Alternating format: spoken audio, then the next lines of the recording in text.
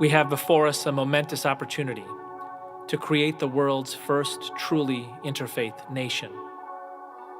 We need to build American Medina, a city on a hill made holy by the wideness of its welcome, the strength of its bonds.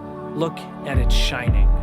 The Catholic university where Muslim immigrants learn, the Jewish hospital where Hindu babies are born. The eyes of the world are upon you. We need to build a Sangha whose chants of loving kindness change the climate, bridge divides and bind hearts. We need to build the beloved community where we see each other, the Baptists and Mormons who farm fields and fight fires together, the witnesses who watch over the whole block. We need to build the New Jerusalem, tents for angels to dwell, tabernacles for the tribes. 12,000, 12 million. They will not cease to be diverse. They come from across the earth, seeking the sacredness of knowing one another. Every refugee a pilgrim, every stranger a friend, until we are a nation.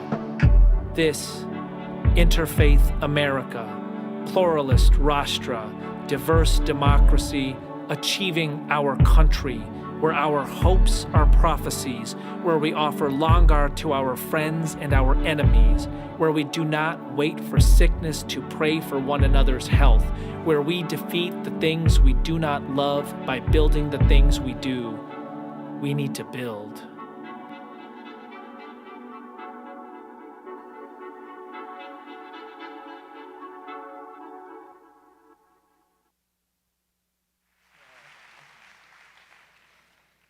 Are total naturals. Here's what I mean by that. Judge Griffith was like, hey, listen, our musicians are terrific, but we members of the Church of Jesus Christ of Latter-day Saints, we're still getting used to the collective praise song thing, so grade us easily. B+. I mean, total naturals, total naturals. I'm bringing you all to Willow Creek next week. You show them a thing or two.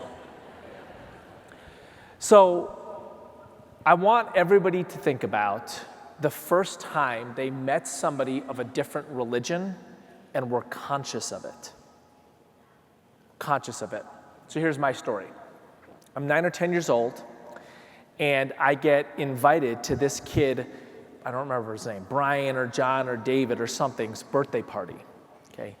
And you gotta understand, like the social galaxy back then, there was the inner circle, there was the outer circle, and there was Mars. And socially speaking, I was on Mars. So I thought that I had made it at least to the outer circle by getting this birthday invitation.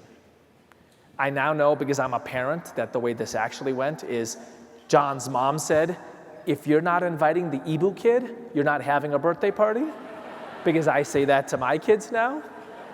But back then I thought that I was making the journey inside.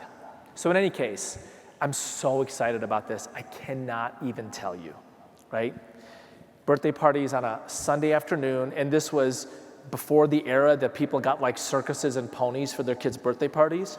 This was just in some kid's backyard, and their parents were cooking up food for the party. And so my mom, Sunday morning, is looking at the invitation, and she's like, okay, John's parents will be making hot dogs for the party.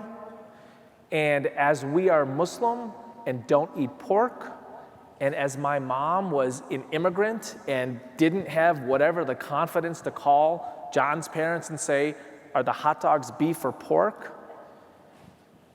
Before the party, she hands me a clear plastic baggie with 2 Vienna beef hot dogs. And I held these hot dogs, and I had 2 questions. First, was really a statement. You named me Eboo. Do you have any idea what it means to be named Eboo in Glen Ellen, Illinois in 1985? Every day I go to school and my name is Eboo. And now you, seriously, my second question is, Mom, I'm a 10-year-old boy. It's June. I'm wearing shorts and a t-shirt. Where am I supposed to put 2 Vienna beef hot dogs on my body? Do you have any idea how, what's the word, inelegant this is?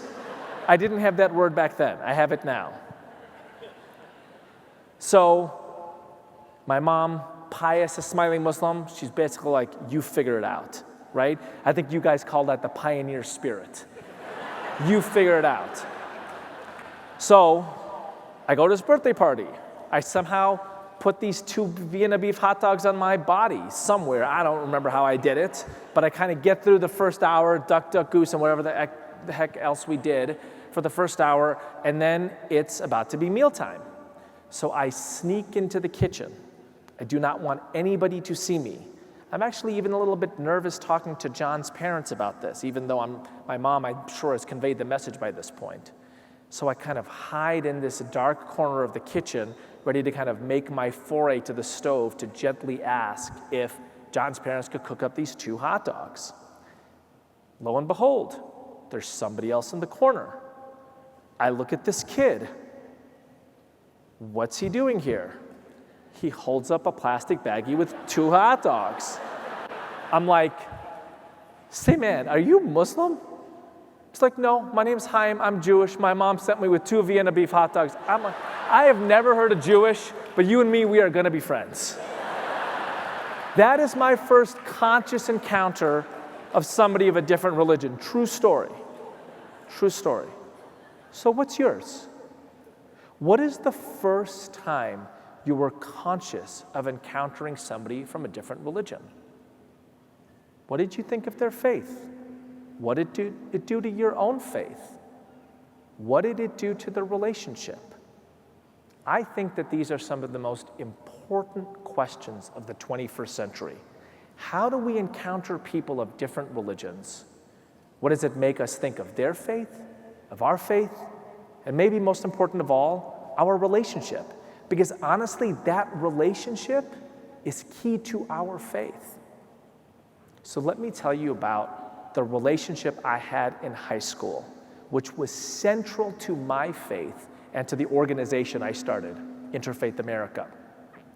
It was with a member of the Church of Jesus Christ of Latter-day Saints. Her name was Lee.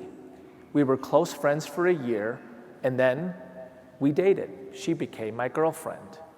And I have to tell you something.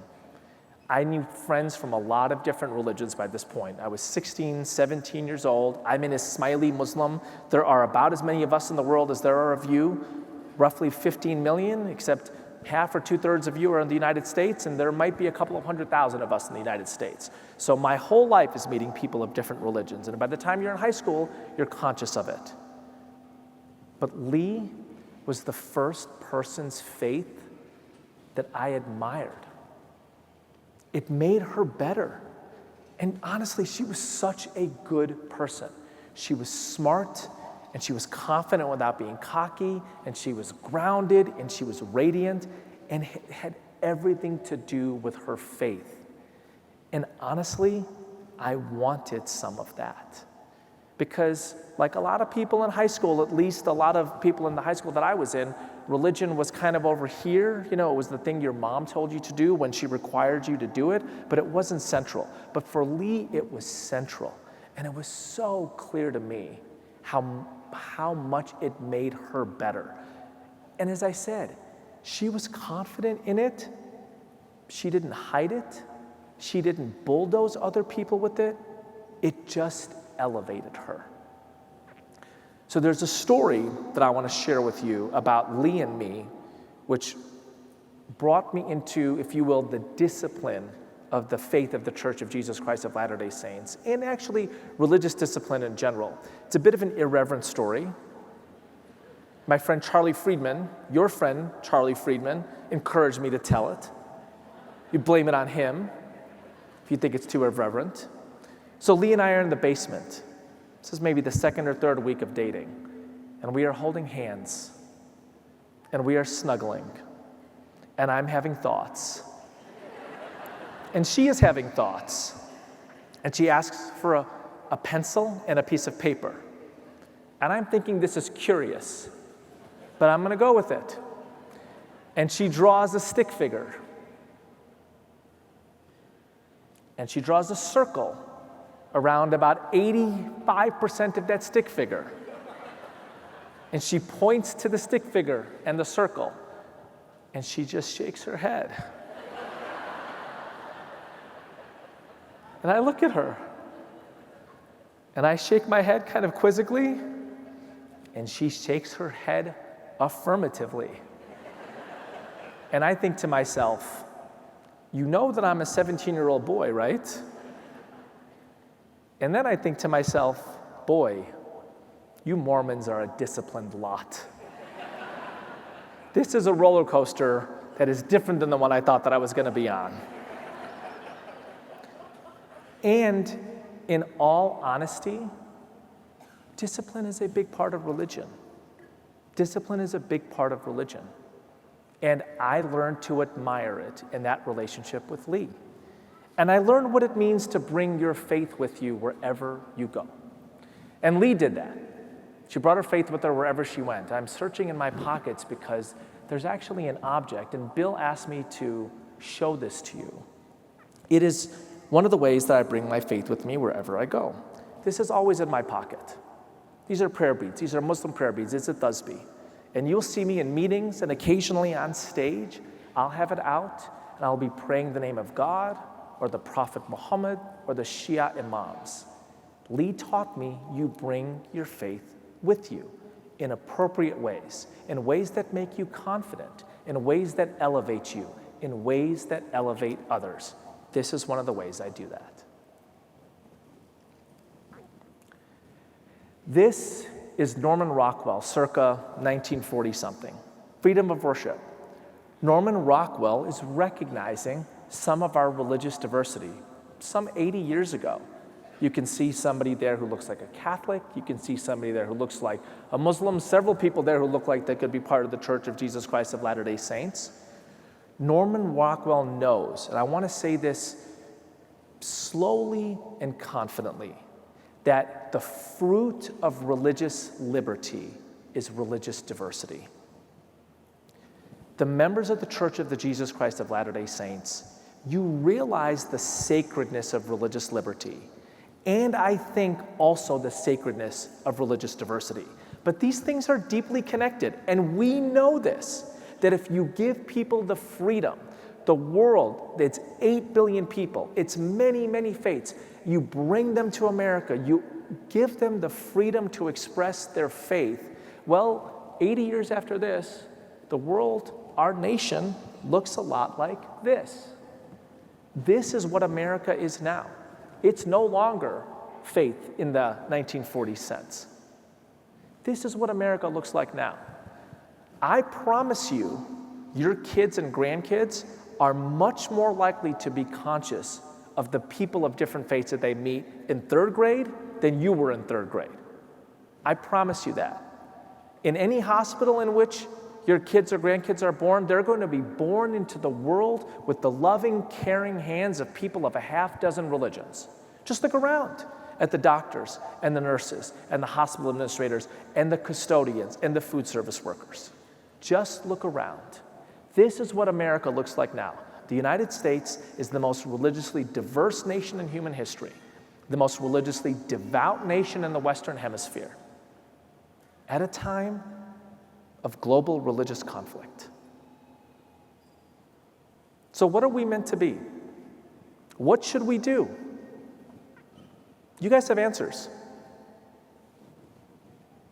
We need to be peacemakers. We need to be peacemakers. Because I got to tell you something. Here's something that's not guaranteed from diversity. It's not guaranteed that it's going to be peaceful. Look around the world. Is diversity always peaceful? I hate to say it's not. One of the things that scholars like Diana Eck tell us is diversity is just a fact. It's just a fact of people from different identities and ideologies living together in close quarters. It can just as easily become conflict as cooperation. If you want it to become cooperation, if you want it to become what we call religious pluralism, which is not a meshy goo of different religions altogether, it is people from different faiths respecting each other's distinct identities, relating across difference, cooperating for the common good. If you want it to become cooperation or pluralism, we're going to need peacemakers. And I want to take some time with what I think is an enormously beautiful and powerful document that has come out of the first presidency of your faith, that is read aloud in LDS meetings all over the place. When I ride up the elevator in the administration building of your church, I see quotes from this speech. This is who we are meant to be. This is who you are meant to be. Let's spend some time with this. So here's how President Nelson begins the talk. Venomous contention affects our civic life. Many people seem to believe that it is completely acceptable to condemn, malign, and vilify anyone who does not agree with them. It actually opens with a scene in a hospital. As everybody knows, President Nelson was an elite surgeon. He describes a scene in which he's part of a surgery in a hospital, and the lead surgeon loses his temper and flings a scalpel across the room. And the scalpel lodges in President Nelson's forearm. And thankfully, he says, I wasn't affected by that. But that is what it is like when we malign other people. That's what it's like when we condemn other people. And we have a civic culture full of that now. It is the equivalent of flinging a scalpel across a hospital surgery, a place where you are supposed to be involved in healing. You are actually infecting someone. That's how powerful the opening in the metaphor is. So I have to tell you, a couple years ago, I wrote a piece for USA Today, which began with this image. Imagine you are taking your uncle to a heart surgery. Uncle has a heart condition, you take him to a hospital for a heart surgery, and it requires two people. And you are met at the door by a hospital administrator, and that administrator apologizes to you and says, I'm sorry, we need to cancel the surgery because the two doctors who were scheduled to perform it, they realize that they're voting for different candidates, or they view immigration differently, or they view the Middle East differently, and they've decided they can't do the surgery together. That was my dystopian thought experiment. And then, roughly 3 months ago, this article appears in the New York Times. And is the story of one of our leading research hospitals, the University of California at San Francisco, a place where right now doctors who align themselves differently in the conflict in the Middle East, and not just on the substance of the conflict, but what is allowable when it comes to protests against the conflict, that are avoiding each other in the hallways, that are reporting each other to the hospital administration, that refuse to work together. The nightmare is happening. We are living in a country where doctors from different identities and different ideologies are refusing to work together. The infection is spreading through the civic culture. President Nelson put his finger on something very important and very dangerous. Anger never persuades, he goes on to say. Hostility builds no one. Contention never leads to inspired solutions. Those are direct declarative statements. Implicit in this is a vision of what we should be doing. We should be persuading, not condemning, not forcing. We should be persuading. Anger doesn't do that. We should be building. Hostility doesn't do that. We should be looking for inspired solutions together.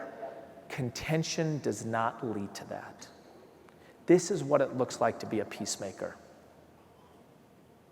Who's supposed to do this? Who's supposed to do this? Those other people? The ones who've been doing praise songs for all these years very well?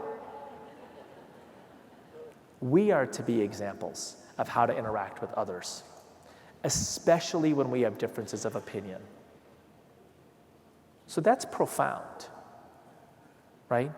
It's not just the we part, it's the when you differ with somebody, you engage with them even more positively. So you want to know my best line in 10 years? Here's what it is. diversity is not just the differences you like. Diversity is not just the differences you like. We are to be examples of how to interact with others, especially when we have differences of opinion. That is a Jewish and a Muslim doctor praying together before a surgery at an American hospital. This is the American possibility. This is the American possibility. I want you to think of how many examples you know of groups who are living on the other side of the world who are in conflict. And yet here, members of those groups are friends. My closest friend right now is Jewish. His chiropractor is Palestinian. Guess what they don't talk about? I am totally serious. Right?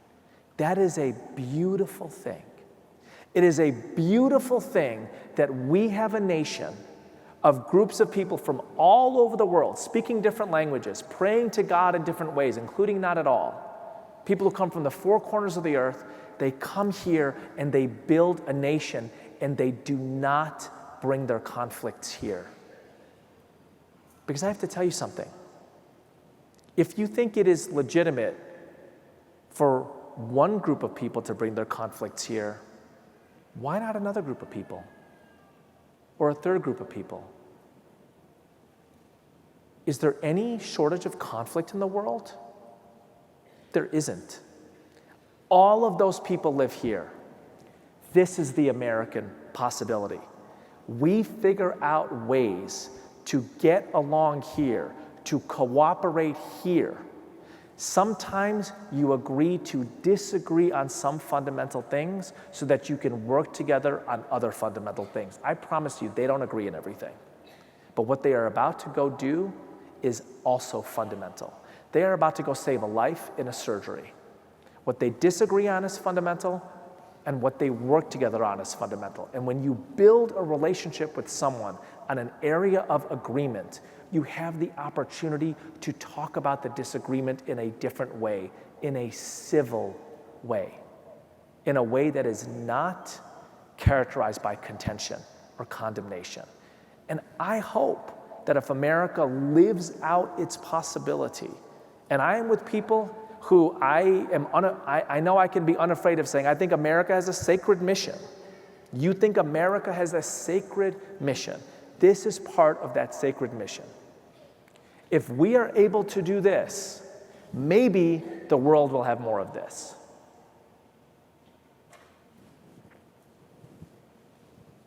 What should inspire us to do this work? Back to President Nelson. We should be inspired by our religious traditions. For you, it is the tender mercy that is characteristic of true disciples of Jesus Christ. For me, also, in a somewhat different way. Let me share with you a Sufi story about Jesus that when I read this speech of President Nelson's, it caused me to think of how Muslims are also true disciples of Jesus Christ. When Jesus was in the marketplace and others around were insulting him, this is on Palm Sunday when he enters Jerusalem. Incidentally, President Nelson's talk is given on Palm Sunday. Jesus is in the marketplace on Palm Sunday and others were insulting him. And in return, he blessed them. And when he came back to his disciples, they asked, "How do you bless people who insult you?" And Jesus says, "I give only what I carry in my purse." When I read this speech, and I asked myself, am I one of the peacemakers that the nation and the world needs at a time of condemnation and vilification and the venomous infections of hatred in our civic culture? And I read that you should ground your inspiration for peacemaking in the tender mercy of Jesus Christ. I have a story too. We Muslims have a story too. There are bridges between religions if you are only willing to see them.